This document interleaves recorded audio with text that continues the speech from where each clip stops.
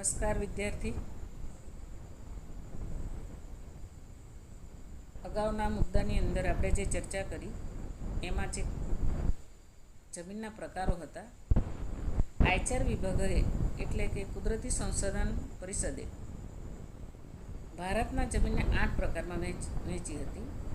એમાં આપણે કાંપની, રાતી, કાળી, લેટેરાઇટ, રણ પ્રદેશની કે પર્વતીય કે જંગલ પ્રકારની કે દલદલ કે પીઠની જમીનની ચર્ચા જોઈ હતી.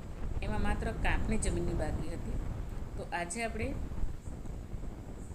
કાંપની માહિતી વિશે અભ્યાસ જોવાનો છે, પરંતુ તે પહેલાં તમને હું થોડી ચાવી બતાવી દઉં કે આ વિજ્ઞાન જ્યારે પૂછાય છે, આ પ્રકરણ 3 માર્કનું ભારણ છે.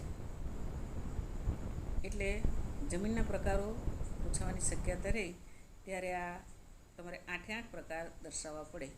તો ટૂંકી ચાવી યાદ રાખવાની હોય ત્યારે એ ચાવી તમે નકશાની અંદર મેં દર્શાવેલી છે, છતાં હું બોલી જાઉં કે લે કાકા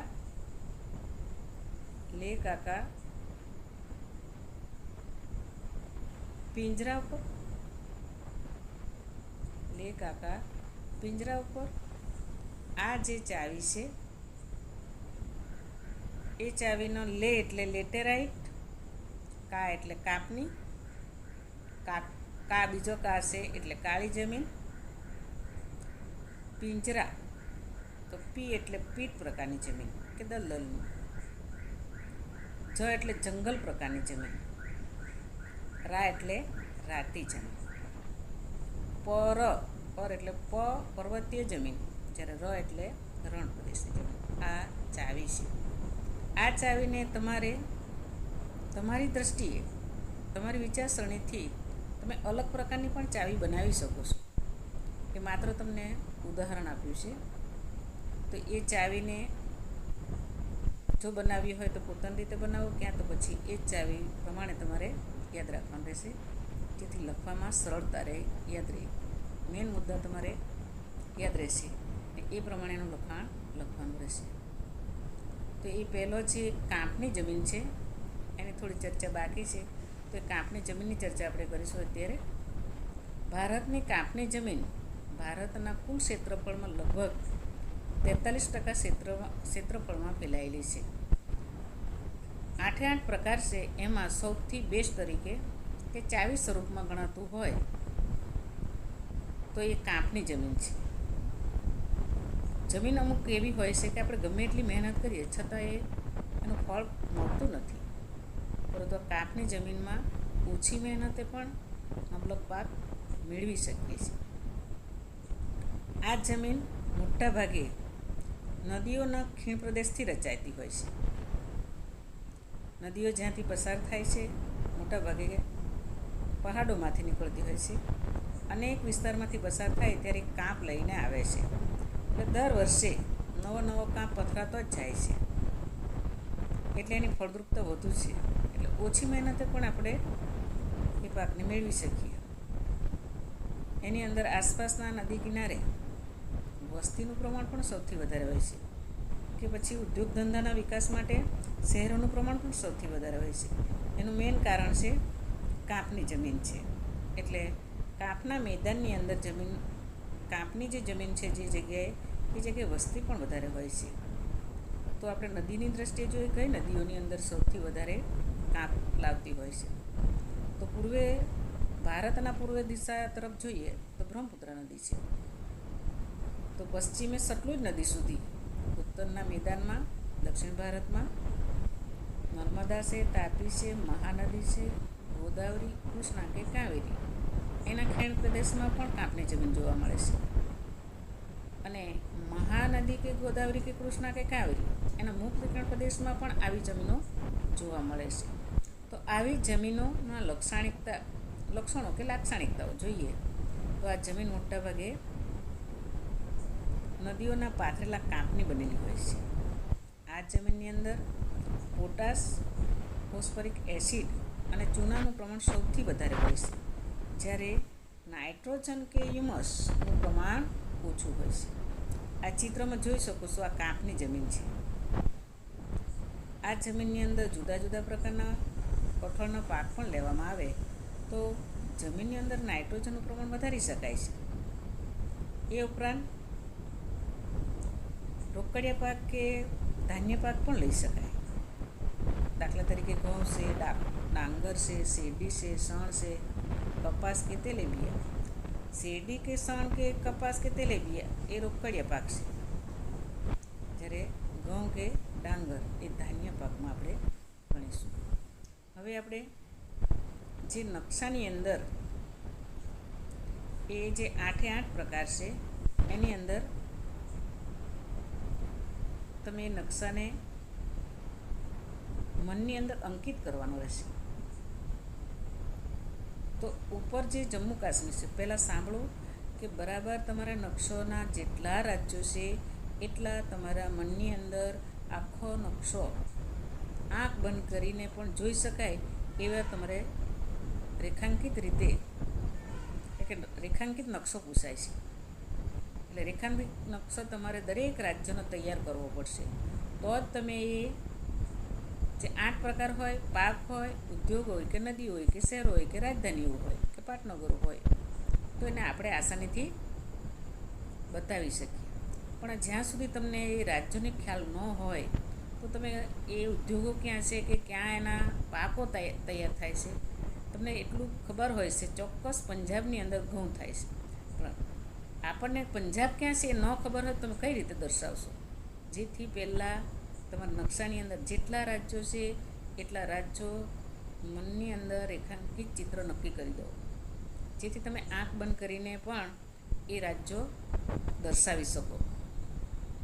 તો તમારે હું એક દ્રષ્ટિએ તમને કહું કે ઉત્તરથી શરૂ કરો તો એ જમ્મુ કાશ્મીર છે, હિમાચલ પ્રદેશ છે, બાજુમાં પંજાબ છે, નીચે હરિયાણા છે, એની નીચે તમે જાઓ તો રાજસ્થાન છે, સામેના પક્ષે જાઓ તો દિલ્હી અને ઉત્તરાંચલ પ્રદેશ છે, એની નીચે ઉત્તર પ્રદેશ છે, જ્યારે ગુજરાત, મધ્યપ્રદેશ, મહારાષ્ટ્ર, કર્ણાટક, ગોવા, કેરળ, તમિલનાડુ, આંધ્રપ્રદેશ, તેલંગાણા, ઓરિસ્સા, છત્તીસગઢ, મધ્યપ્રદેશમાંથી છૂટું પડેલું એવું છત્તીસગઢ, જ્યારે ઉત્તર પ્રદેશમાંથી છૂટું પડેલું એ ઉત્તરાખંડ દાખલા તરીકે. બિહારમાંથી જે છૂટું પડ્યું છે ઝારખંડ છે, જ્યારે એની બાજુમાં પશ્ચિમ બંગાળ. પૂર્વની દિશા તરફ જાઓ તો સિક્કિમ અને એની સામે જો અરુણાચલ પ્રદેશ, એની નીચે અસમ, એની નીચે મેઘાલય. હાવ નીચે જાઓ તો ત્રિપુરા છે, હાવ નીચે જાઓ તો એ ત્રિપુરા છે, જ્યારે ઉપર જાઓ તો અરુણાચલ પ્રદેશની બાજુમાં નાગાલેન્ડ છે, એની નીચે જાઓ તો મણિપુર છે, એની નીચે મિઝોરમ છે, તો એની બાજુમાં ત્રિપુરા છે, ત્રિપુરાની ઉપર ગણો તો મેઘાલય છે. આ બધા રાજ્યો મૌખિક રીતે તમારે મોઢે કરવાના છે અને રેખાંકિત ચિત્રની દૃષ્ટિએ કયા રાજ્યો ક્યાં આવેલા છે જ્યારે આપણે પ્રત્યક્ષ રીતે સ્કૂલે આવીશું ત્યારે આ નકશો પરફેક્ટ તૈયાર કરીને આવજો, જેથી રેખાંકિત નકશાની અંદર દરેક વ્યક્તિઓને આ પૂરવાનું રહેશે. આ રાજ્યો જો તમને આવડશે તો 100% હું માનીશ કે તમને 4 માર્કનો જે પ્રશ્ન છે એ સરળતાથી રોકડિયા પાક જેવો જ કહેવાય કે જેથી 1 માર્ક આપણને 100% મળી જાય. તો એ અહીંયા તમારે કાંપના પ્રકાર જોવાના છે, જમીનના પ્રકાર જોવાના છે. તો મેં તમને જે ચાવી બતાવી એ અહીંયા મેં લખી છે, લે કાકા પિંજરા પર. લે એટલે લેટેરાઇટ, કા એટલે કાળી, બીજો કાસ એટલે કાંપની જમીન, પી એટલે પીટની જમીન, જ્યારે જ એટલે જંગલની જમીન, રા એટલે રાતી જમીન, પ એટલે પર્વતીય જમીન અને ર એટલે રણ પ્રકારની જમીન. હવે એ જે જમીનો છે એ જમીનના આ નકશાની અંદર, રેખાંકિત નકશાની અંદર તમને કલર બતાવ્યા છે. તો કાશ્મીરની અંદર આપણે ગણો તો પહાડી છે. કાશ્મીરની અંદર જે જમીન છે એ પહાડી પ્રકારની જમીન છે. આ તરફ જાઓ તો સિક્કિમ કે અરુણાચલ પ્રદેશ તરફ છે. એનો તમને પીળા કલરની અંદર એટલે કે ઘાટો પીળાની અંદર પહાડી જે ચોકડી છે અંદર ચોરસમાં ખાના પાડ્યા છે તો એ પહાડી જમીન છે. જ્યારે હાવ પીળો પ્રકાર છે એ પીળો પ્રકાર એટલે રાજસ્થાન અથવા ગુજરાતનું કચ્છ. રાજસ્થાન અથવા કચ્છ એમાં શું જોવા મળશે? રણ પ્રદેશની જમીન. જ્યારે લાલ કલર જે બતાવ્યો છે એ પડખાવ કે લેટેરાઇટની જમીન છે.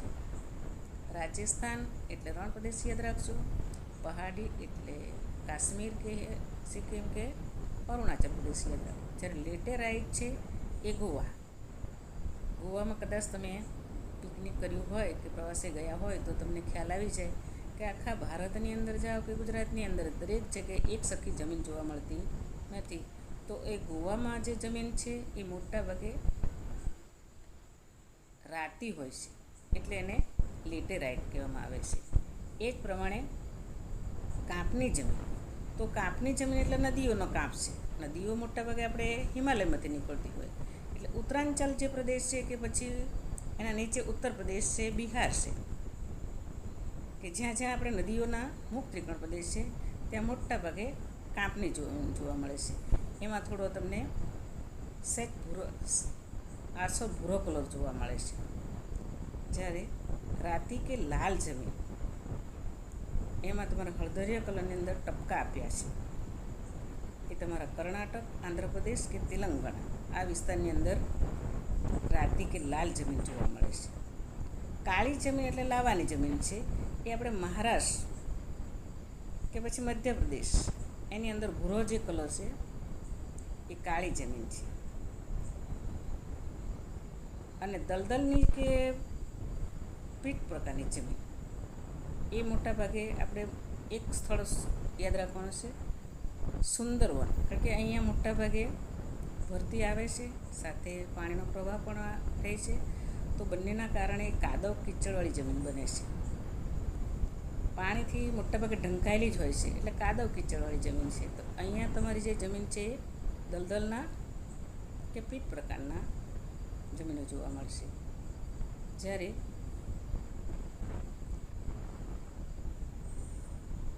જમીનની પ્રકારની અંદર એક જમીન છે જંગલ પ્રકારની જમીન. તો જંગલ પ્રકારની જમીન એટલે હિમાલયના ટોચ ઉપર અથવા તરાઈના જંગલો, હિમાલયના તરાઈના જંગલો અથવા આંધ્રપ્રદેશની અંદર કે કર્ણાટકની અંદર પણ જંગલ પ્રકારની જમીન જોવા મળે છે. તો એ તમારે તમિલનાડુ અથવા તો કર્ણાટક અથવા હિમાલયની તળેટી આ રીતે આપણે નકશો તૈયાર કરવાનો છે. આસાની તમે માર્ક મેળવી શકો. પહેલાં તમને સૂચના આપી દરેક રાજ્યોની મૌખિક રીતે જ્યાં તમારે કદાચ આંખ બંધ કરીને આપણે પણ જોઈ શકીએ તો આપણને આખો ભારતનો રેખાંકિત નકશો દેખાવો જોઈએ. હવે આપણે આ સંશોધનનું રક્ષણ શા માટે કરવું જોઈએ કે શા માટે અનિવાર્ય બન્યું છે એની માહિતી મેળવીશું. તો કુદરતી સંસાધનના યોગ્ય સ્થાપનને સંરક્ષણ કહેવાય. આપણે જોઈએ છીએ આપણી જરૂરિયાતો અમર્યાદિત છે, જ્યારે કુદરતી સંસાધન છે એ કેવા છે તો કે મર્યાદિત છે. તો 100 વર્ષ પહેલાં વાત કરીએ કે હવે પછી જે એક સદીની વાત કરીએ તો જ્ઞાન વિજ્ઞાન ટેકનોલોજીઓ દ્વારા અગાઉ હરણફાળ નહોતી ભરી, પણ આજે તો નવી ટેકનોલોજીએ હરણફાળ ભરી છે. એટલો બધો વિકાસ કર્યો છે અને વસ્તી વિસ્ફોટના કારણે પણ આ સંસાધનનો વપરાશ અનેક ગણો વધી ગયો છે. જો આવી પરિસ્થિતિ કાયમ માટે ચાલુ રહેશે તો ભવિષ્યમાં તેના મીઠા પરિણામ ભોગવવા જ પડશે. આથી ભવિષ્યની પેઢી માટે સંસાધનનું સંરક્ષણ કરવું એ અત્યંત જરૂરી બન્યું છે. એટલે આ સંશોધનનો વિવેકપૂર્વક ઉપયોગ કરવો જરૂરી જણાય છે. એ સંશોધનોએ સીધી અસર ન સર્જાય એટલા માટે આપણે આ સંસાધનનું સંરક્ષણ કરવું જરૂરી બન્યું છે. વર્તમાન સમયની અંદર આજે આડેધડ બેફામ ઉપયોગ થઈ રહ્યો છે. કદાચ માનીએ તો 1 સદી સુધી એટલે કે 100 વર્ષ સુધી આ સંસાધનો ઉપયોગમાં લઈ શકાય એવી પરિસ્થિતિ આજે દેખાય છે. તો એ પરિસ્થિતિમાંથી બહાર નીકળવા માટે કે આપણું જીવન ધોરણને જાળવી રાખવું હોય કે વિકાસને જાળવી રાખવો હશે તો આપણે એ અવિવેકપૂર્વક જે ઉપયોગ કરીએ છીએ એને વિવેકપૂર્વક ઉપયોગ કરવો પડશે, અથવા આયોજનબદ્ધ રીતે એને ઉપયોગમાં એટલું કે પુનઃ ઉપયોગમાં આપણે સમજીએ અથવા એનું સંરક્ષણ કરીએ તો કદાચ 2-3 પેઢી સુધી આપણે બચાવી શકીએ. તે એવું આયોજન આપણે ગંભીરતાપૂર્વકથી કરીશું. અને એ આયોજન કરવા માટે માત્ર સમાજ કે સરકાર કે લોકોનો સહકાર જરૂરી બને છે. માત્ર સરકાર ઉપર કે પ્રજા ઉપર જ આ આયોજન એટલું અનિવાર્ય નથી, પરંતુ આપણે બધાનો સહકાર હશે તો 100% 2-3 પેઢી સુધી આ સંસાધનને બચાવી શકીશું. તો હવે આપણે કુદરતી સંસાધનનું આયોજન કે સંરક્ષણ માટે કઈ બાબતો વિચારવી જોઈએ કે જેથી એ બચાવી શકીએ. તો કોઈ પણ એક દેશમાં કે પ્રદેશમાં ઉપયોગમાં લેવાય કે પછી વપરાયેલા વિનાના જે સંભવિત સંસાધનો છે એની પ્રાપ્તિ માટે કે એના ગુણધર્મો વિશે આપણે જાણકારી મેળવવી જ જોઈએ કે કેટલા વપરાઈ ગયા છે, કેટલા બાકી છે, અને બાકી છે તો કેટલું એનું હિતમાં છે કે કેટલા ગુણધર્મો જળવાઈ રહેલા છે એવી બાબતો વિચારવી જ જોઈએ.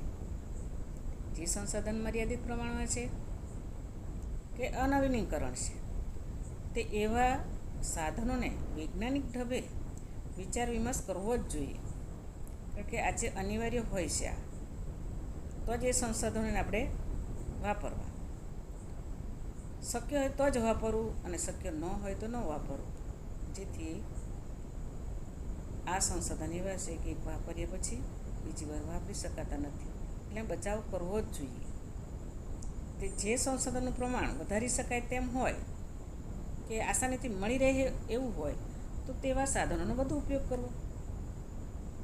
જે સાધન મર્યાદિત છે તેનો ઓછો ઉપયોગ, અને વધુ હોય તો તેને ઉપયોગમાં લઈ શકાય, પરંતુ તેની પણ કાળજીપૂર્વક ઉપયોગ લેવો જોઈએ. અને બીજા અનેક વિકલ્પો પણ શોધવા જોઈએ. નવી ટેકનોલોજી એવી હોય છે કે આપણે એના દ્વારા નવા વિકલ્પો શોધી શકીએ છીએ, તો આપણે આ સંશોધન લાંબા ગાળા સુધી આપણને ફાયદાકારક બનશે. તો એ સંસાધનને રક્ષણ કરવું હોય તો પહેલાં કાયદા નિયમો બનાવવા પડશે, અને કાયદાના નિયમો બનાવે એટલા જ નહીં પરંતુ એનો કડક અમલ થવો જોઈએ, તો તે સંસાધનનું રક્ષણ થઈ શકે. આ રીતે વિવેકપૂર્વક ઉપયોગ સાથે સંકળાયેલી તમામ બાબતોએ દરેક નાગરિકે આ નીતિ નિયમો અથવા ફાયદા તો ઉઠાવવા, પરંતુ કાયદાનો નિયમો પાળવા જ જોઈએ, તે વાકેફ થવા જ જોઈએ. તો એવી જનજાગૃતિ આપણે કદાચ કેળવીશું તો લોકોમાં જાગૃતિ આવશે. લોકોમાં જ્યાં સુધી જાગૃતિ ન આવે ત્યાં સુધી આ સંશોધનનો ઉપયોગ પોતાના સ્વાર્થ માટે ઉપયોગ કરતા રહેશે, તો ભવિષ્યની અંદર કલ્પના કરવી શક્ય નહીં બનશે. જેથી આપણે વિવેકપૂર્વક ઉપયોગ કરવો જોઈએ કે લોકોને જનજાગૃતિ કેળવવી છે. હવે જોઈશું આપણે જમીન એટલે શું. જમીન એટલે પૃથ્વી પરના માતૃખડક કે વનસ્પતિ દ્રવ્યોના મિશ્રણથી બનતા અસંગઠિત પદાર્થોની સપાટી, અથવા અગાઉ ભણવામાં આવી ગયું હોય તો પૃથ્વીના પડને પણ આપણે જમીન કહીએ છીએ, અથવા ઘનમય આવરણને પણ આપણે જમીન કહીએ છીએ. તો આ જમીન ઘસારા અથવા ખવાણ અને ધોવાણ એ પરિબળોથી મૂળ ખડકો તૂટીને બારીક ભૂકો બનાવે છે. તેમાં વનસ્પતિ કે જીવજંતુનું વિઘટન કે સડવાથી બનેલી સેન્દ્રિય પદાર્થો ઉમેરાય છે. ત્યારે બારીક કણોવાળો પોચો ખડક પદાર્થ એટલે પણ જમીન થાય. તો જમીનનું નિર્માણની પ્રક્રિયાનું વર્ણન જોઈશું હવે, કે શાના આધારે આપણે શેના પ્રકારે કે આધારે એને પ્રકાર પાડવામાં આવે છે. આપણે જે 8 પ્રકાર જોયા છે જમીનનો, તો નિર્માણની પ્રક્રિયા જોઈશું, પછી તેના પ્રકાર શાના આધારે પાડવામાં આવ્યા એવી જ્યારે માહિતી સવિસ્તર માહિતી આપવાની હોય ત્યારે તમારે જે આપણે અત્યારે ચર્ચા કરશું એમાં ધ્યાનથી વિચારપૂર્વક કે મનન કરીને લખવાનું રહેશે. તો હું તમને વ્યાખ્યા આપું છું કે તાપમાનના જે મોટા તફાવતો છે, વધઘટ બને છે તાપમાન, ક્યારેક વધુ હોય ક્યારેક ઓછું હોય, તો એ બે જ્યારે વધઘટ બનતો હોય ત્યારે, અથવા તો વરસાદ કે હિમ કે હવા કે વનસ્પતિ કે જીવજંતુ, એ બધા પરિબળો છે. એ પરિબળોના અસરથી માટીના નીચે રહેલા મૂળ ખડકોનું ખવાણ થાય છે. એક ઉદાહરણ તમને આપું કે વરસાદ જ્યારે આવે છે ત્યારે ધોધમાર વરસાદ જ્યારે પડે છે ત્યારે એ ઊભા માટીનો ઉપરનો જે મૂળ ખડક છે, દાખલા તરીકે ઊંચાઈ પર હોય તો ઊંચાઈ પર જ્યારે વરસાદ પડે તો એમાં એ વરસાદના જ્યારે છાંટા પડતા હોય છે ત્યારે એ માટીના કણ છૂટા પડે છે. તો વારંવાર આવી પ્રક્રિયા બનતી હોય ત્યારે ઘણું બધું ખમણ થઈ જાય છે. અને એ જ ખમણ થયેલું એટલે કે ઘસારાથી જે તૂટેલા જે માટી પથ્થર કાંકરા એ આગળ થઈને બીજી જગ્યાએ વરસાદ દ્વારા આગળ પાણીના પ્રવાહ દ્વારા આગળ જાય છે, તો તેને આપણે ધોવાણ કહીશું. આ ખવાણ અને ધોવાણથી મળતા પદાર્થથી જમીનનું નિર્માણ થાય છે. એમાં ખનિજ દ્રવ્યો અને જૈવિક દ્રવ્યો. તો ખનિજ દ્રવ્યો કોને કહીશું?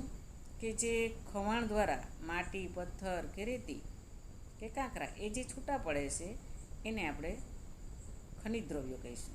જ્યારે જૈવિક દ્રવ્યો એટલે ભેજ કે હવા કે પાણી, એને આપણે જૈવિક દ્રવ્યો કહીશું. અથવા એની વનસ્પતિના જે પાંદડા કે ફૂલ ફળ જે કંઈક નીચે પડે છે અને એ જમીનમાં ભળે છે તો એને આપણે જૈવિક દ્રવ્યો કહીશું. આ રીતે જમીનના ખનિજો કે જૈવિક તત્વોનું કુદરતી મિશ્રણ છે. તો જ્યારે આપણે એની વિકાસ કે વૃદ્ધિ, જમીન પર રહેલા વનસ્પતિનો વૃદ્ધિ કે વિકાસ કરવાની ક્ષમતા ક્યારે વધે? કે જ્યારે એનો જૈવિક દ્રવ્ય અને ખનિજ દ્રવ્યો પર આધારિત છે. જો જૈવિક દ્રવ્યો વધુ હશે તો વધુ ફળદ્રુપ હશે. એટલે જમીનનું નિર્માણ ખરેખર આ ખવાણ અને ધોવાણ દ્વારા થાય છે. પહેલાં એના પરિબળો કામ કરતા હોય છે, એનાથી ખવાણ થાય છે અને છેવટે ધોવાણ થાય છે.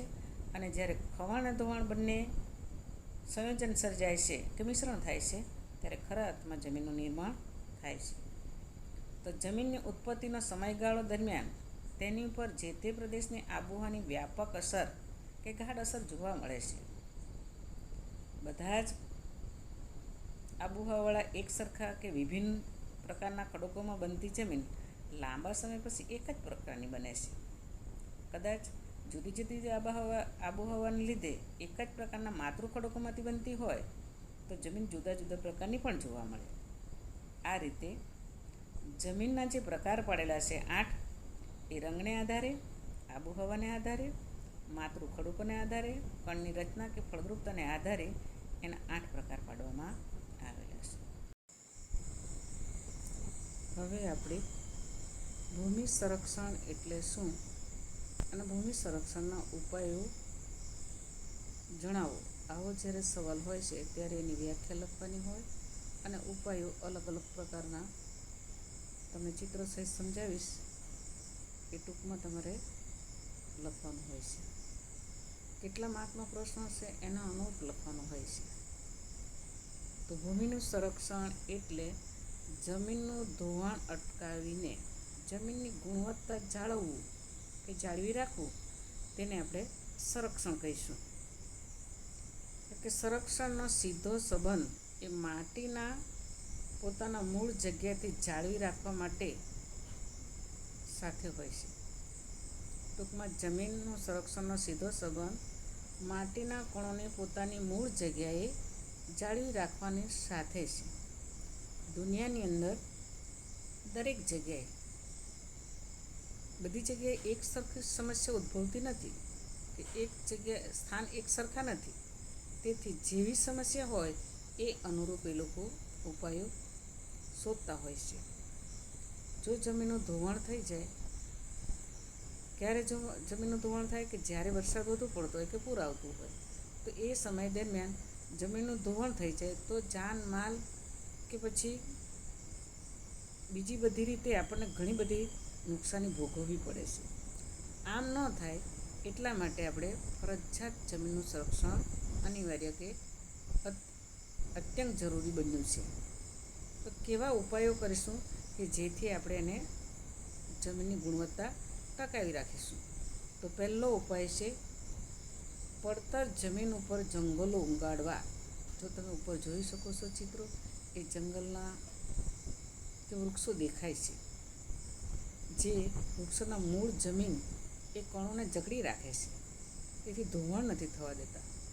એટલે આપણે ફરજિયાત પડતર જમીનની અંદર જંગલો ઉગાડવા જ જોઈએ. બીજો મુદ્દો છે તમારે પર્વત વિસ્તાર હોય તો એવા ક્ષેત્રોની અંદર સીડીદાર ખેતરો બનાવીએ.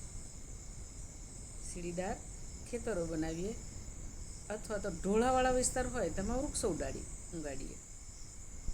વૃક્ષો પણ દેખાશે તમને અને ઢોળાવાળી ક્ષેત્રો ઉપર સીડીદાર ખેતરો પણ જોવા મળે.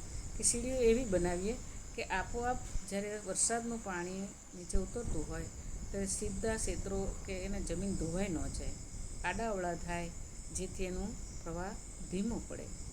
તો એ આપોઆપ ધોતા જે જમીનનું ધોવાણ થાય છે એ આપોઆપ અટકી જશે. એ જ રીતે ઢોળાવાળા વિસ્તાર હોય તો એને વૃક્ષો ઉગાડીએ, જેથી આપોઆપ એનું ધોવાણ અટકાવી શકાય કે ઓછું કરી શકાય.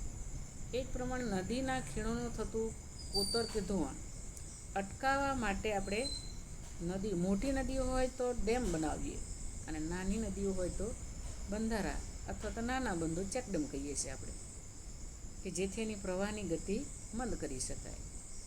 તો એના નદી કિનારે જ્યારે બંધો બાંધીએ ત્યારે પણ એનો પ્રવાહ ધીમો પડે છે. એ ઉપરાંત નદીના કાંઠે વૃક્ષારોપણ કરીએ, જેથી કિનારાના જમીનનું ધોવાણ અટકાવી શકાય.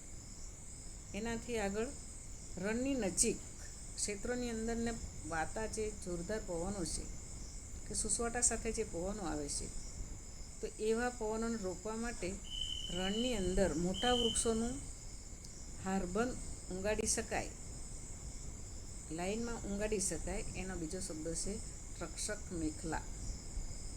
હારબંધ વૃક્ષોને ઉગાડી શકાય, એને કાઉન્સમાં તમારે લખવું હોય તો રક્ષક મેખલા, કે જેથી એના પવનના રોકી શકે, જેથી રણ આગળ થતું પણ અટકે અને જમીન નકામી થતી જમીન પણ રોકી શકાય. આ રીતે જોઈએ તો નદીઓના પૂરને પણ વધુ પૂર આવતી હોય એવી નદીઓને, ત્યાં ઓછા વરસાદવાળી નદીઓ છે, તો એવી નદીઓની અંદર આપણે જે સૂકી નદીઓ છે એની અંદર આપણે જે વધુ પૂર આવે છે એવી નદી પર અંકુશ મેળવી સૂકી નદીમાં એ પાણીને લઈ જઈ શકાય છે. આવી રચના કરીએ તો પણ આપણે પૂર પણ અટકી શકે અને એ પાણીનો સદુપયોગ પણ થઈ શકે.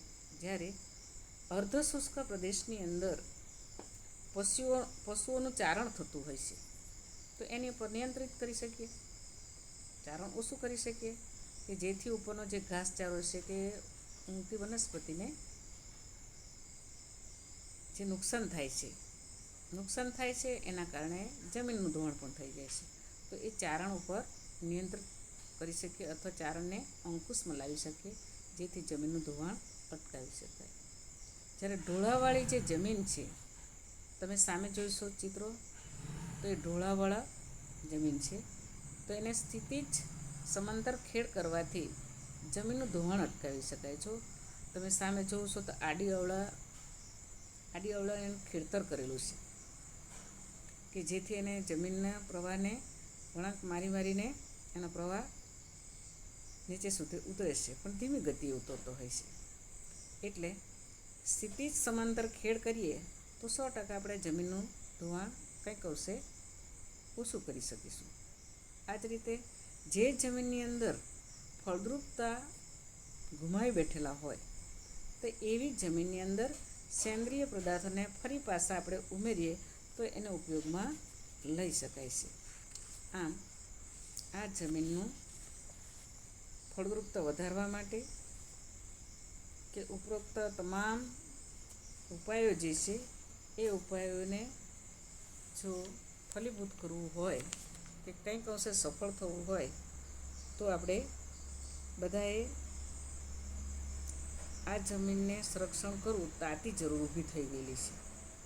તો સરકાર કે સમાજ કે લોકોએ સહિયારો પ્રયાસ કરવો પડશે તો 100% આપણે કંઈક અંશે સફળ થઈ શકશું. આ રીતે જમીનનું ધોવાણ આપણે અટકાવી શકીશું. તો જમીનનું સંરક્ષણ એટલે શું અને જમીનના સંરક્ષણ કરવા માટેના ઉપાયો જોયા. તો જ્યારે તમારે ઉપાયો લખવાના હોય ત્યારે એને સળંગ વાક્ય રચના લખવાની નથી. એરો પાડી દરેકને મેઇન મુદ્દા એની અંદર અંડરલાઈન અથવા દરેક મુદ્દાને સહેજ મોટા અક્ષરથી કે જે નજરમાં તરત દેખાઈ જાય એવી રીતે લખાણ લખવાનું હોય છે. એટલે દરેક મુદ્દાઓની સામે ચિત્રો દોરવું જરૂરી નથી. જો તમને ફાવતું હોય તો એ પણ કરી શકાય, પરંતુ ઉપાયો જે છે એ બાકી ન રહી જાય. કેટલા માર્કનું છે? 2 માર્કનું છે તો 2 માર્ક પ્રમાણે તમારે લખવું એવું જરૂર નથી. જેટલા ઉપાયો હોય એટલા બધા જ ઉપાયો તમારે ટૂંકમાં માહિતી આપવાની રહેશે. આમ પ્રકરણ 8 જે તમારી પાસે સ્વાધ્યાય પોથી છે તો સ્વાધ્યાય પોથીમાં જે પ્રશ્નો છે એ પાઠ્યપુસ્તકના સ્વાધ્યાયની અંદર જો પ્રશ્નો હોય તો એ લખવાના રહેશે નહીં. સ્વાધ્યાય પોથીની અંદર જે પ્રશ્નો છે એ પ્રશ્નો જો કદાચ સ્વાધ્યાયમાં હોય તો એ તમારે નોટબુકમાં લખવાના રહેશે નહીં. પરંતુ સ્વાધ્યાયમાં છે અને સ્વાધ્યાય પોથીમાં નથી. પાઠ્યપુસ્તકના સ્વાધ્યાયમાં છે અને સ્વાધ્યાય પોથીમાં નથી. તો એવા પ્રશ્નો તમારે નોટબુકમાં લખવાના રહેશે. બીજું એક ખાસ મારી સૂચના કે તમારે નકશો ફરજિયાત જેટલા રાજ્યો છે એને ફરજિયાત તમારે રેખાંકિત નકશાની અંદર પૂરવાના રહેશે. એટલે જ્યારે પ્રત્યક્ષ મળશું ત્યારે એ નકશાની અંદર આપણે દરેક રાજ્યોને જોયા વિના પૂરવાના રહેશે. એટલે એની પૂર્વ તૈયારી ખાસ રાખજો. નમસ્તે.